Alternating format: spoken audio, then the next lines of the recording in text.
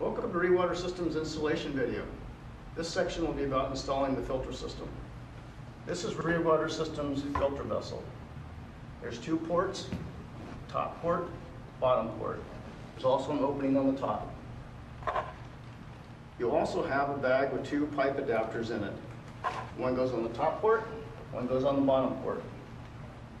Inside that bag is a little tube of silicone. Squirt the silicone around the O-ring before you put it on the port. Push the O-ring into the top port, screw it on hand tight.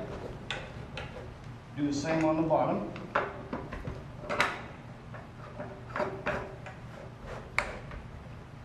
There you go.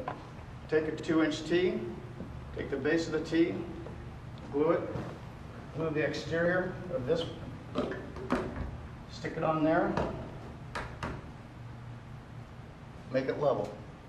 You have two large valves.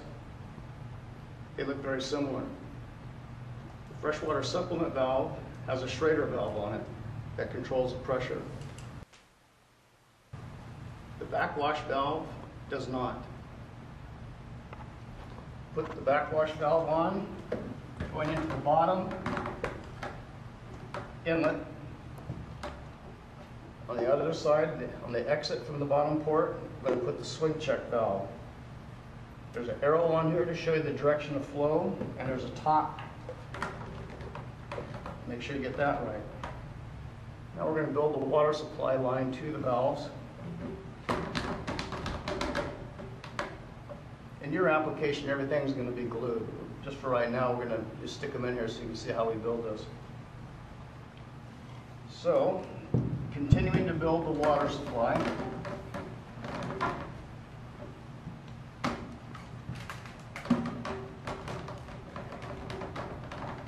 We'll have the supplemental irrigation valve connecting downstream of the swing check valve. Now we've connected the entire water system, so we have a backwash valve injecting water into the bottom port.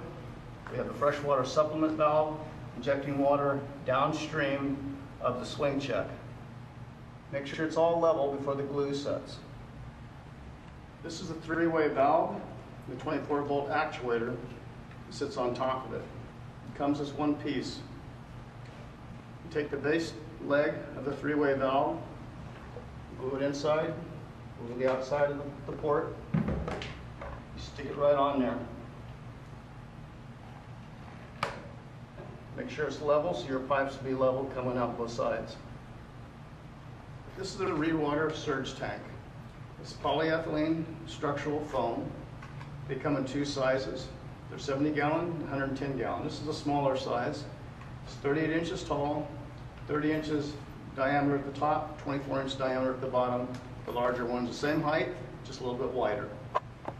They all come with a packet of gasket material, stainless steel bolts, and a lid. The smaller ones come with a plastic lid, the larger ones come with a fiberglass lid. They're all 300 pound per square foot pressure rated.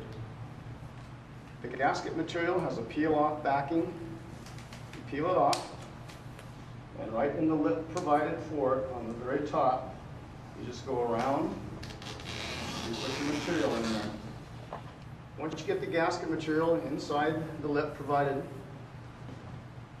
pull it down with the screwdriver to identify it. Take the hole with the lid, get that lined up.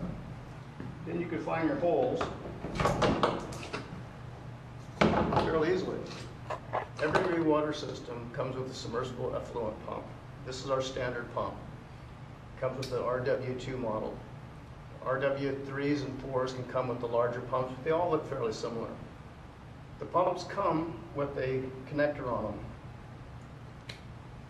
them. Remove them because we're going to hardwire this into the controller. Your ReWater system will come with grommets for pipes to come through the tank wall. Depending which model you have as to how many of each size you have. PVC pipe, ABS pipe have the same outside diameters. You're probably going to have a 2-inch pipe for your pump and 2-inch pipe for your vent. and probably 2 or 3 inch pipe for your gray water in and overflow pipes out. To cut a hole in the tank, you need to have the correct hole saw for the grommet. To tell if it's the right size, you take the grommet, place it into the hole saw, and it should be a nice snug fit. That's how you know you have the right size hole saw.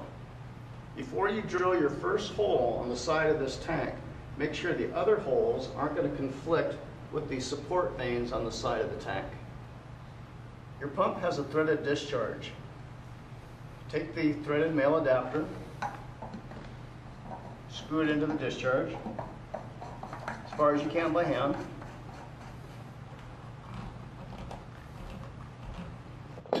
Take a big pipe wrench,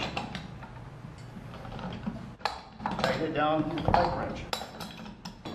Build your pipe up.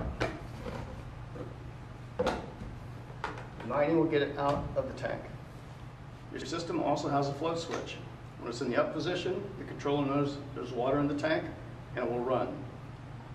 When it's down, the controller knows there's no water in the tank and it won't run.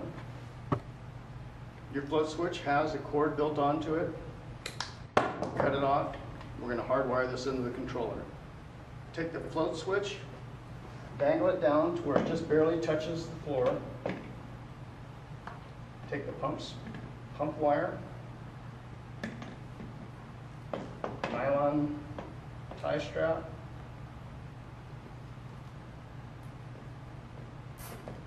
pull it on here just to above the pump.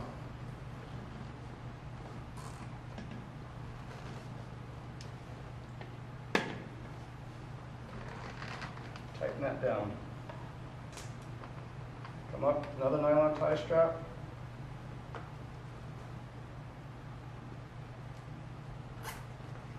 Going straight up.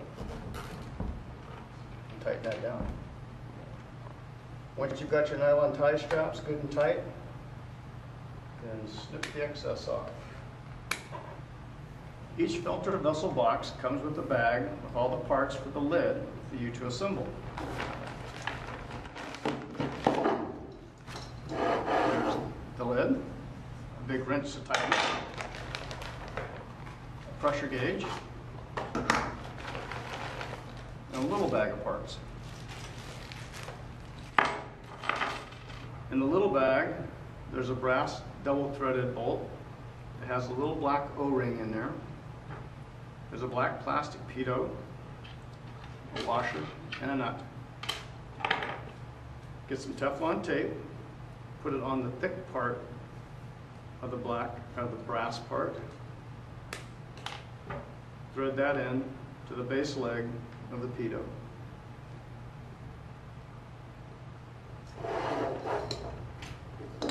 Shove that into there. Put the washer on, the nut on. Tighten that down as tight as you can. It's got to be watertight. Next, we can take the pressure gauge, take your Teflon tape, put a little bit around the threaded part there. Make sure you don't cover the hole. Thread that in to the other opening on the pitot. Screw that in hand tight. There we go, the lid. Before you can put the lid on the filter vessel, you need to put the sand in. To do that, you push the black, flat water diffuser over, pour the sand in until it comes up to the bottom of the top pipe, and pull the water diffuser back up flat, and put the lid on. Tighten it down. Once you get it good and snug, and I mean good and snug, it'll be watertight. Usually this tank is in the ground. No matter where it is though, you need to lift up the pump, set it into the tank. With the pump inside the tank, we now have the ability to take the raw gray water, pump it through the three-way valve, into the top of the sand filter, down through the sand, out the bottom port and out to the irrigation valves. This is where the supplemental water enters your ReWater system. If your supplemental water is provided by the city, then their water supply is protected by a reduced pressure principal device. Just downstream of that device is a Y filter, which screens out any sand that comes through the city water supply. That protects your downstream valves and your emitters from sand blocking them up.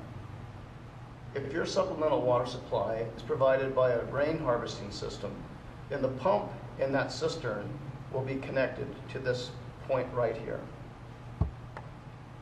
During a backwash cycle, the ReWater system will automatically backwash this sand filter with fresh water from this valve. This three-way valve rotates position into the backwash mode. That allows the water from this valve to come up through the sand, and the hair and the lint, which has been trapped inside, will then come out this port right here, which is connected to the sewer system. During your initial setup of this filter, this actuator right here has a toggle switch right on the back. When you're in the irrigation mode, on the controller, when you're in the irrigation mode, this off switch, which is opposite this handle, says off right here, should be facing this direction. When it's facing this direction, this is in the backwash position. If you're in the irrigation mode and it's facing in the backwash position, then what you need to do is flip this toggle either all the way down or all the way up, whichever is the opposite from where it is right now, and this will rotate 180 degrees so that this off switch is over the sewer during the irrigation cycle. So this is what it would look like when it's all finished. Your collection, filtration, downstream is irrigation. So this is the actual system in the field. Gray water comes in from the house into the top side wall of the tank. The tank has an overflow, also from the top side wall, going out to the sewer. There's a swing check valve on the overflow, protecting the tank from the sewage. The tank is always vented. In this case, it doesn't sit within 10 feet of an openable window or door, so it's just vented to atmosphere. The pump discharges in the top port of the filter vessel, always from the right side. The filter vessel discharges from the top port, always from the left side. The fresh water supplied on the right-hand side over here through a reduced pressure principal device, the backwash valve, and the freshwater supplement valve.